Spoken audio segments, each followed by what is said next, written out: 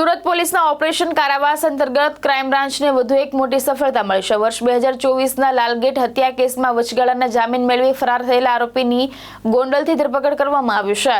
Surat crime બ્રાન્ચે operation કારાવાસ અંતર્ગત કાર્યવાહી કરતા હત્યાના ગુનામાં ફરાર આરોપી શહેજાદ ઉર્ફે બાબુ ખુજલીને ગોંડલ ખાતેથી ઝડપી પાડ્યો છે। વર્ષ 2024 દરમિયાન લાલગેટ વિસ્તારમાં અફઝલ પટેલની જૂની તકરાર અને ઝઘડાની અદાવતમાં હત્યા કરવામાં આવી હતી। આ કેસમાં લાલગેટ પોલીસે આરોપીની ધરપકડ કરી લાજપોર જેલમાં મોકલ્યો હતો। જો કે આરોપીએ બાદમાં વચગાળાના જામીન મેળવ્યા બાદ જેલમાંથી બહાર આવી ફરાર થઈ ગયો હતો। આરોપી વિરુદ્ધ મૃતકના ભાઈ પાસેથી જેલ ખર્ચના ₹50,000ની ખંડણી માંગવાનો પણ આક્ષેપ છે, જે અંગે રાંદેર પોલીસ મથકે અલગથી ગુનો નોંધાયો હતો। હત્યા અને ખંડણી બંને ગુનાઓમાં આરોપી લાંબા સમયથી ફરાર હતો।